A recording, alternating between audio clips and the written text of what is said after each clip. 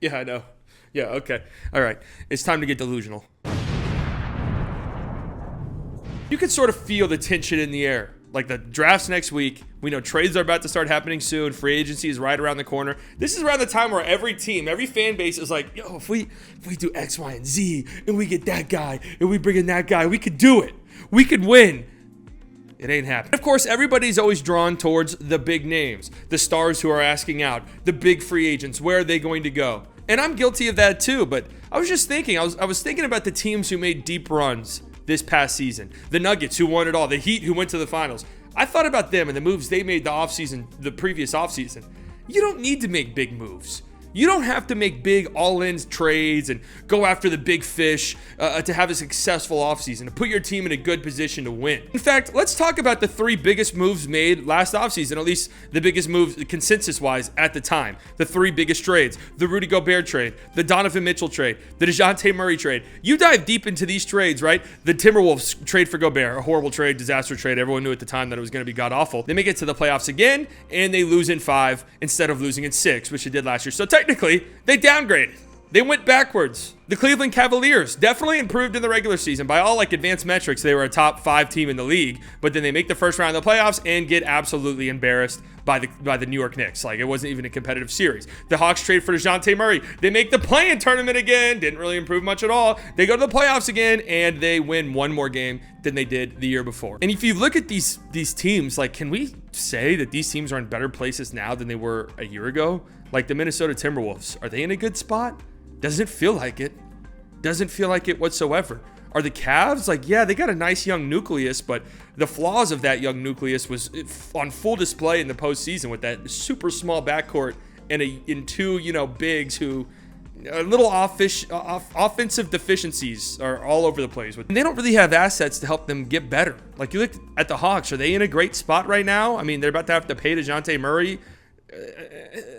All of this to say, you don't need the big, gigantic, big fish move to have a good offseason, to improve your team in the offseason. Let's talk about the Nuggets, of course, the champions. I do have to say that Jamal Murray coming back was like adding a free agent, basically, for them. So it's not necessarily fair to talk about them and compare them to other teams, but you look at the moves they did make in the offseason. The KCP trade, which I absolutely loved at the time. There was a lot of analysts that didn't like it. I didn't understand why. They trade Monte Morris, who is a strong, solid point guard, nothing more, nothing less, and Will Barton for KCP and Ish Smith. And if you look at KCP's impact on the team, 42% from 3, career high for him, 11th best in the NBA. The Nuggets had an offensive rating of 123 when he was on the floor. Obviously, a lot of that has to do with Jokic, but he also plays really well off of Jokic. He played really, really great defense, 33 minutes per game in the playoffs, and had some really, really big moments. He had the steal that pretty much iced the game for the Nuggets in Game 5 and led to them winning the championship. You look at their free agency. They brought in Bruce Brown for a 2-year, $12 million deal, $6 million a year. Obviously an option that last year he's going to decline that shit. He became one of the best bench guys, one of the best role guys in the entire NBA this past season. That's kind of who he already was, but he really solidified that this past season. 12 points per game on 60% true shooting in the playoffs for a bench guy. You'll gladly take that with good defense. And he also had some really big moments. That putback in Game 5 that pretty much won the game for the Nuggets. That step back 3 in Game 4 against the Heat that pretty much iced that game and iced that series really once they went up 3-1. Anybody could have had him. It wasn't like they won this huge bidding war for Bruce Brown. They signed him to a $6 million a year deal. He was there for the taking for anyone. And then with the 21st overall pick, they grabbed Christian Brown, who had the most minutes played in the playoffs by a rookie on a championship-winning team since Manu Ginobili in 2003 on the San Antonio Spurs. And he had some big moments too, and he played some great defense against KD. I'll always come back to that because that was really the moment where I was like, damn, Christian Brown is a dog. He's got that, he's a first one in, last one out type of guy. He's got that lunch pail behavior.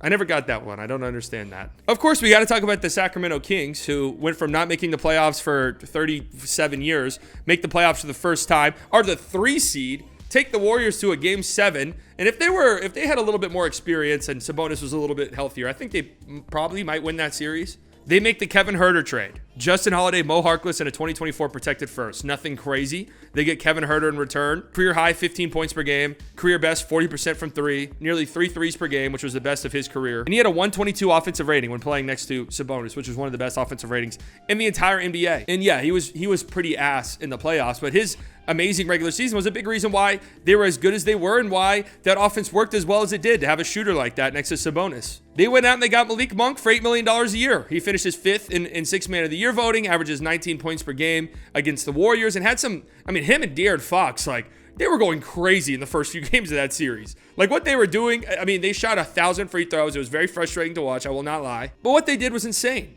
And then they draft Keegan Murray, 4th overall. He finishes 5th in Sixth Man of the Year voting. First team all-rookie. 41% from three, which was the 4th best ever by a rookie who shot 300 threes or more during the regular season. 206 made threes, most ever by a rookie. That's kind of a insane stat. And he had 30 more than, I think it was Donovan Mitchell or Dame, one of the two, who was second. That's what you come here for the research, baby. I don't know. And he averaged 27 minutes per game in the playoffs as a rookie. So you look at these moves. Obviously, they made the big Sabonis trade at the deadline the season before. But you look at their offseason moves, Kevin Huerter, Malik Monk, and Keegan Murray. These weren't big, gigantic, huge moves for them. But these guys helped them make the huge leap that they did. The Celtics, obviously, they made the finals the year before, lost in the Eastern Conference Finals this year, should have made the finals. They Celtics their pants. But you look at the offseason they had, the Malcolm Brogdon trade, Malcolm Brogdon comes in, wins Sixth Man of the Year, shoots 44% from three, which is the 4th best in the league. That's crazy that was only 4th best. Averaged 16 points per game on 45, 52, 90 shooting against the Sixers in the second round. The Celtics were 4 points per 100 possessions better when he was on the floor. And you look at that trade package, Aaron Nesmith, Daniel Tice, Nick Stauskas, Malik Fitz, Juwan Morgan, and a 2023 first-round pick, which is going to be the 29th overall pick in this draft. That's all they had to give up for a guy who won Sixth Man of the Year for them. Oh, and they signed Blake Griffin.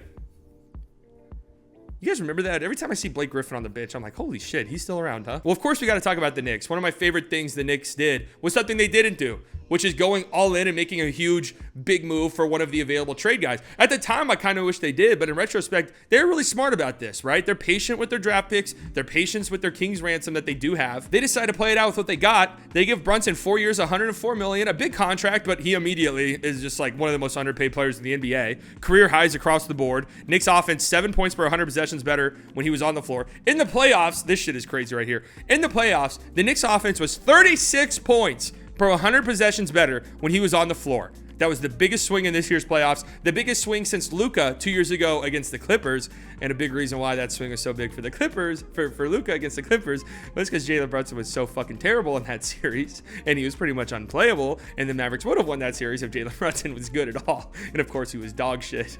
I'm not bitter about it at all. He finishes 3rd in most improved player, had all-star votes, 13 votes for all NBA. A great season for Brunson. It was a big contract, don't get me wrong, but it wasn't a max. They didn't break the bank for him. And they go out and get Isaiah Hartenstein, a guy who I was banging the war drums for. I was telling everybody to go get Isaiah Hartenstein. 2 years, $16 million. Legit outplayed Mitchell Robinson at times in the postseason. Swung some games for them in that series against the Cavs with his hustle and his lunch pail attitude and his first one in, last one out. He's white. They were 10 games better this season than they were a year ago. Made it to the second round. They got destroyed in the second round, but it's a miracle they made it to the second round considering they have Julius, I'm only better than World War II veterans in the playoffs, Randall on their team. And I also want to talk about the Thunder, who had a 16-game improvement from last year to this season. They made the play-in tournament. They won a play-in game. They got to the last play-in game. And you look at their moves, really, it was the draft. They draft Chet Holmgren 2nd overall. Of course, he doesn't play at all. I'm still a big believer in him. But they draft Jalen Williams 12th, who finishes 2nd in Rookie of the Year voting, first team all-rookie. In my opinion, I actually thought he was the best rookie this year, but I get why they give it to Paolo, of course. They trade up for Ousmane Dieng, who doesn't play much this season, but I still like him. They draft Jalen Williams in the second round, J-Will, and he was led the league in charges or some shit like that. He was way up there. Again, this is that research, baby. I'm just saying things. I don't even know if it's true. And they get Isaiah Joe off the trash heap from the Sixers. They were +4 when he was on the floor. He's one of the best three-point shooters in the league. Just an absolute sniper. As a Mavericks fan, I know exactly what he's capable of. I really bring the Thunder up to say, you can have rookies play big roles on your team and make your team better. I'm only saying this really because there's a fan base. I'm not going to say who, but a fan base of a team that's drafting around the 10th pick range that thinks that it's impossible for rookies to come in and help immediately and that they need to trade that pick no matter what to get a player who can help now because rookies never come in and help right away. That's just not true. That's just not true really at all. And Jalen Williams is a prime example of that. Drafted 12th overall and had the huge impact that he had for the Thunder this season. Essentially, what I'm trying to get at in this video is, while it's easy to fawn over the big players and the big trades, it doesn't always mean you're going to win. It doesn't always mean you're going to get better. Of course, sometimes it does, right? Like the Bucks made the big trade for Drew Holiday. They win the championship immediately. The Lakers make the big trade for AD. They win immediately. The Raptors make the big trade for Kawhi. They win immediately. So yes, sometimes that does work. But you can also improve your team through smart trades that aren't necessarily the biggest trades, but you get players in return that are good for you, good drafting, smart free agent signings. It's possible. Again, some fan bases out there that are really concerned, I won't say who, some fan bases out there that are really concerned that their team's they don't have the right pieces, it's never going to work out. It's possible. And if we all get delusional enough, it will happen. So fucking lock it in.